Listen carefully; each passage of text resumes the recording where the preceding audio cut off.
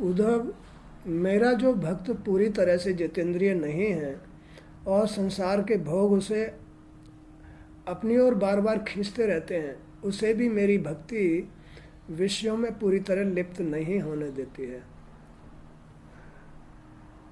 मेरी भक्ति सभी पाप भावनाओं को नष्ट कर देती है। मेरी प्रेममयी भक्ति के सामने योग साधना, ज्ञान, विज्ञान, कर्मकांड, धर्मानुसार, जब तब पाठ पूछा, सब व्यर्थ है। संसार है, इस संसार के अंदर ये जो शरीर है, जो संसार है, इसकी जो जड़ है वो वासनाएं हैं, इच्छाएं हैं। इसकी जड़ विषैली है। शरीर की जो जड़ है वो विषैली है। ये विष तो अपना कार्य करेंगी। वैसा ही पेड़ की जड़ होती है, जैसी जड़ होती है वैसा ही ऊपर फल फूल लगते हैं। अब जड़ में ही अगर विष है तो जड़ का विष तो फलों तक भी पहुंचेगा, फल भी विषैले हो जाएंगे।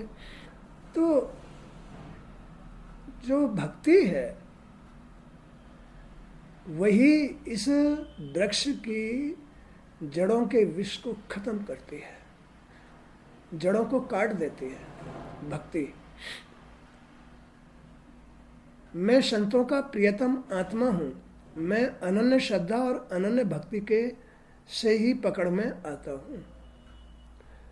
मैं संतों का मतलब जो सच्चाई के साथ जीते हैं, भाव भक्ति के साथ जीते हैं, उनका आत्मा हूँ, उनका प्रियतम हूँ।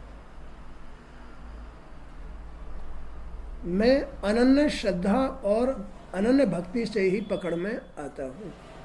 अनन्य श्रद्धा से और भक्ति,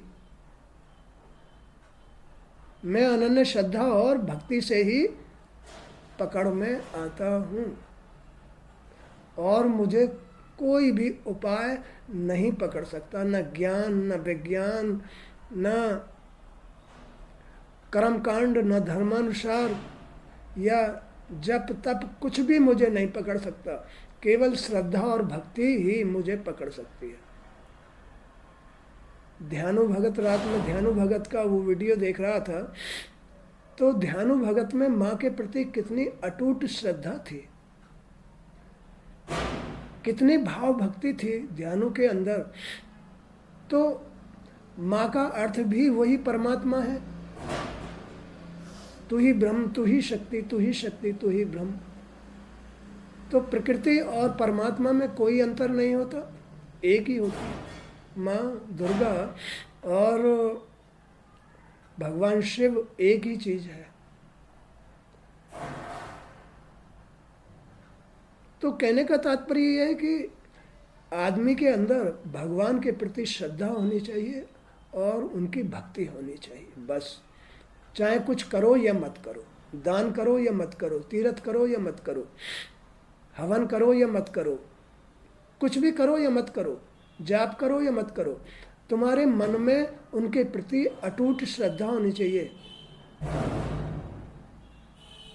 भक्ति होनी चाहिए।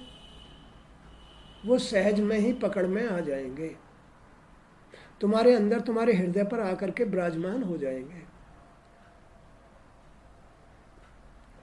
मैं अनन्य श्रद्धा और अनन्य भक्ति से ही पकड़ में आता हूँ। मुझे पाने का एकमात्र उपाय मेरी अनन्य भक्ति है।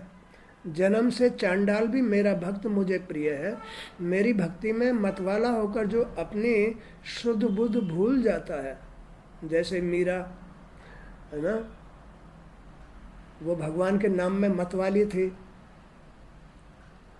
है? उनको मिले। प्रहलाद था, ध्रुव था, वो बालावस्था में ही उन्हें पाने के लिए सब कुछ त्याग दिया उसने, जल भी, खाना भी, सब कुछ। भगवान मिले उसको। तो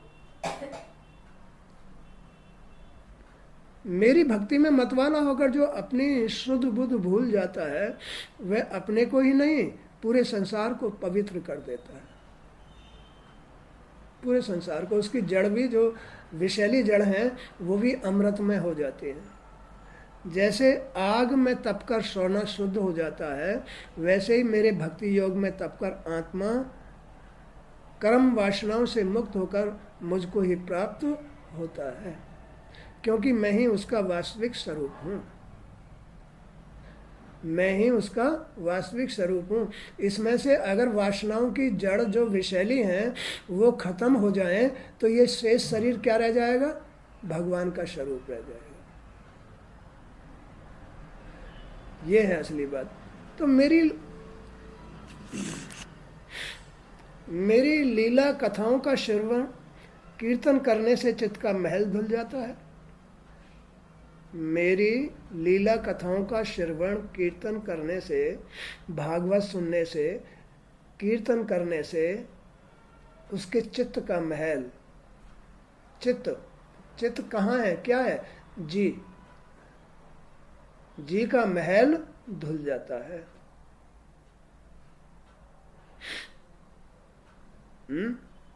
और उसका चित्त मुझ में लगना शुरू हो जाता है। जब तक चित्त का महल नहीं धुलेगा, चित्त उसका उधर ही खींच कर रखेगा। इसलिए चित्त का महल धुलने के लिए डेली भागवत सुनना चाहिए, कीर्तन करना चाहिए। 10 मिनट 15 मिनट बैठ करके कीर्तन जरूर करना चाहिए, तो उसके चित्त का महल साफ हो जाएगा और उसका जी भगवान की तरफ झुक जाएगा। उसमें भगवान के प्रति श्रद्धा आ जाएगी और भक्ति आ जाएगी। इसलिए तुम दूसरे साधनों के विषय में सोचना छोड़ दो। सभी सांसारिक बंधनों का परित्याग करके मेरा ही चिंतन करो। ये जितने भी कर्म हैं, दान करना, हवन करना, या ये सब संसार के लिए है, संसार के सुख के लिए है, विपदाओं को, संसार की विपदाओं को हटाने के लिए है। तो तुम इन साधनों को क्यों करते हो? इन सब साधनों का जो सबसे बड़ा उपाय है वो भगवान है। सबसे बड़ा उपाय है तो भगवान है। तुम अपने भगवान का कीर्तन करो, भगवान में श्रद्धा करो, भगवान की भक्ति करो, बाकी सब साधनों को छोड़ दो। मत जाप करो, मत कुछ करो, केवल भगवान में मत वाले हो जाओ। तो भगवान श्री कृष्ण ने कहा, उद्धव, जमीन पर साफ आसन बिछाकर बैठ जाना चाहिए और अपने नेत्रों की दृष्टि को, अपने नाक के अग्रभाग पर दृष्टि को, आंखों की दृष्टि को नाक के आगे भाग कोने पर, नोक पर टिका लेना चाहिए। उसके बाद प्राणायाम द्वारा नाड़ियों का शोधन करना चाहिए। इंद्रियों को वश में करने का अभ्यास करते रहना चाहिए। निरंतर ओमकार का चिंतन और जाप करते रहना चाहिए। प्रतिदिन 10-10 बार अवश्य करें। ऐसा करने से 1 माह में ही प्राणवायु वश में हो जाती है।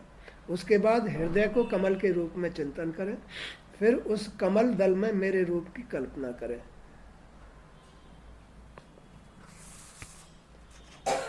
चित्त मेरे स्वरूप पर स्थिर हो जाता है। जब चित्त मेरे स्वरूप पर स्थिर हो जाए, तब सब कुछ भूलकर मेरी लीला कथाओं को स्मरण करते हुए मेरी स्तुति करें। जो योगी इस प्रकार तीव्र ध्यान योग से मुझ में ही चिंतन करता है, वह अपने सभी सांसारिक कर्मों से निवृत्त होकर मुझ में समा जाता है। ऐसा है खेल। इस शरीर को पवित्र, इसकी विषैली जड़ों को काटने का उपाय। प्राणायाम जरूर करना चाहिए, श्रद्धा और भक्ति बनाए रखना चाहिए। अपने चित्त को साफ करने के लिए भगवान का भजन सुनना चाहिए, कीर्तन सुनना चाहिए, भागवत सुननी चाहिए, तो उसका चित्त का महल धुल जाता है। तो फिर जी में भगवान के प्रति श्रद्धा भक्ति आ जाती है। वो श्रद्धा भक्ति ही उसके पापों को नष्ट करती है। भगवान उसके पापों को नष्ट कर देते हैं।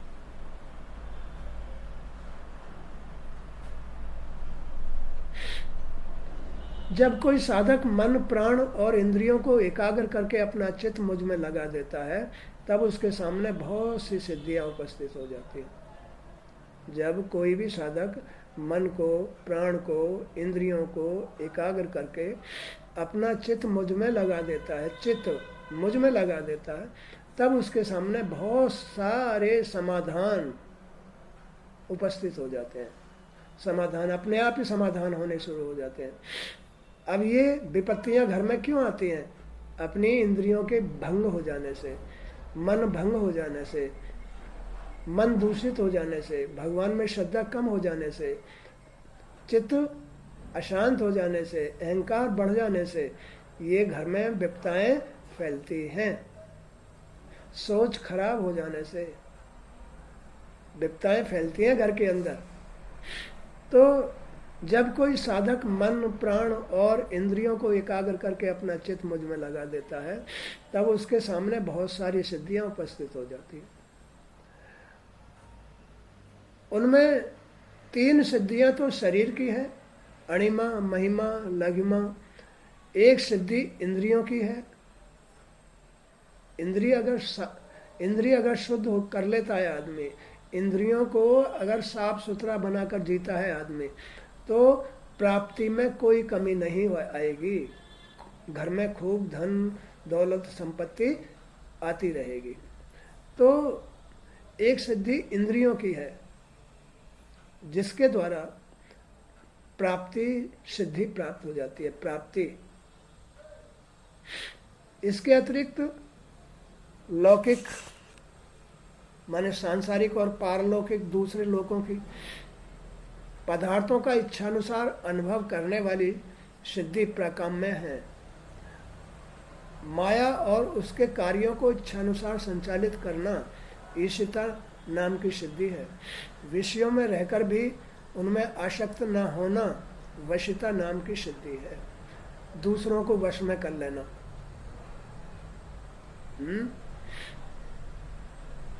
और काम वाशिता नाम की वह सिद्धि है जिसके द्वारा उस सुख की सीमा तक पहुंचा जा सकता है जिसकी कामना की जाती है।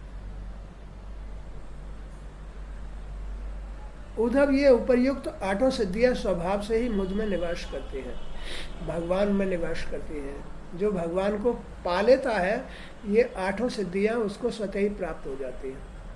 जब भगवान को ही उसने भाव से, भक्ति से प्राप्त कर लिया, श्रद्धा से और भक्ति से जिसने भगवान को पा लिया, उसको 8 सिद्धियां ये तो अपने आप ही प्राप्त हो जाती है।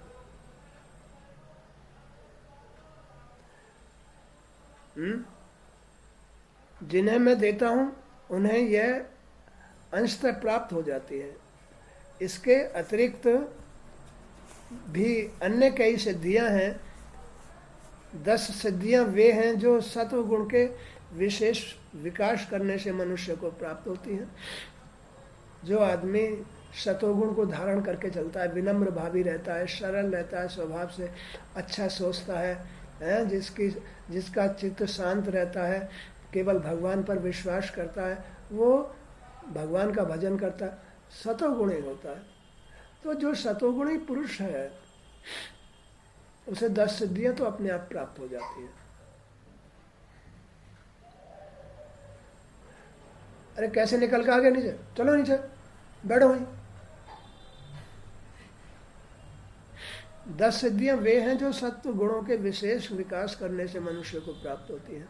शरीर में भूख प्यास के वेग को रोकना, बहुत दूर की वस्तु को देख लेना, दूर की बातों को सुन लेना, मन के साथ ही सशरीर उस दूरस्थ स्थान पर पहुंच जाना, इच्छानुसार रूप धारण कर लेना, परकाया प्रवेश कर जाना, इच्छानुसार शरीर का त्याग करना, अप्सराओं के साथ होने वाली देव क्रीड़ा का दर्शन करना। इसके अतिरिक्त भी अन्य सिद्धियां हैं। 10 सिद्धियां वे हैं जो सतोगुण के विशेष विकास करने से मनुष्य को प्राप्त होती है। जैसे सतोगुण, माया के सतोगुण से, सतोगुण की वृद्धि से भी आदमी को सिद्धियां प्राप्त होती हैं। जैसे दूर की बात को देख लेना, किसी के भी मन की बात को जान लेना, भूख प्यास के वेग को रोक लेना है,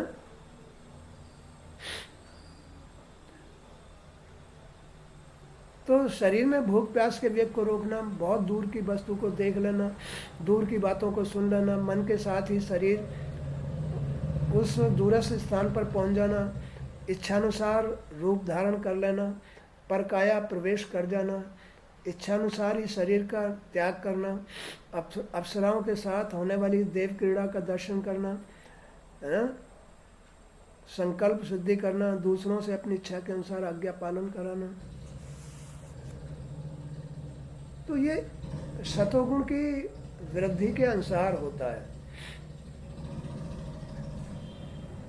तो भगवान यही कह रहे हैं कि भाई संसार में जीने का जो ढंग है वो दूसरा है। जिस ढंग से दुनिया जीती है, भाई इंसान मायावी इंसान है, माया से पैदा हुआ है, मायावी ही है और मायावी ढंग से ही जीता है? मायावी ढंग से जीता है। लेकिन संसार में सुख पाने का ये मायावी ढंग नहीं है। आनंद लेने का ढंग तो भगवान की भक्ति है, भगवान में श्रद्धा है ना, जिससे आदमी को कितने ही प्रकार के समाधान उपाय हाथ लग जाते हैं, जो अपना भी भला करता है और दूसरों का भी कर देता है। तो इस तरह से मनुष्य को भगवान में श्रद्धा रख के भक्ति के साथ, विश्वास के साथ जीना चाहिए और कभी भी इससे विमुख नहीं होना चाहिए। उसे अनेक प्रकार के उपाय हाथ लग जाएंगे। 8 सिद्धियां तो भगवान में ही होती है, भगवान को प्राप्त करते ही 8 सिद्धियां तो उसके पास वैसे ही आ जाती हैं। और 10 सिद्धियां जो आदमी भगवान में श्रद्धा और भक्ति रखता है वो शतोगुणी ही होता है, और शतोगुण की वृद्धि करने से उसे 10 सिद्धियां और प्राप्त हो जाती है, समाधान और प्राप्त हो जाते हैं। तो ये इस तरह से जीवन आनंद के साथ जिया जा सकता है। ये मायावी ढंग है। मायावी जीवन कभी भी सुख नहीं देता है, दुखी देता है, जिसमें आदमी नरक में जाता है, भगवान से विमुख हो जाता है, रोगी हो जाता है, टेंशन में जीवन जीता है। इस तरह से भगवान की शरण में रहना चाहिए, उसका कीर्तन सुनना चाहिए, भागवत सुननी चाहिए, जिससे आदमी का मन साफ रहे, चित्त साफ रहे और भगवान में श्रद्धा और भक्ति बनी रहे, तुम्हारे समाधान होते रहे। सच्चे दरबार की जय हो। आज का सत्संग यहीं तक। हे प्रभु आपकी जय। प्रणाम स्वीकार।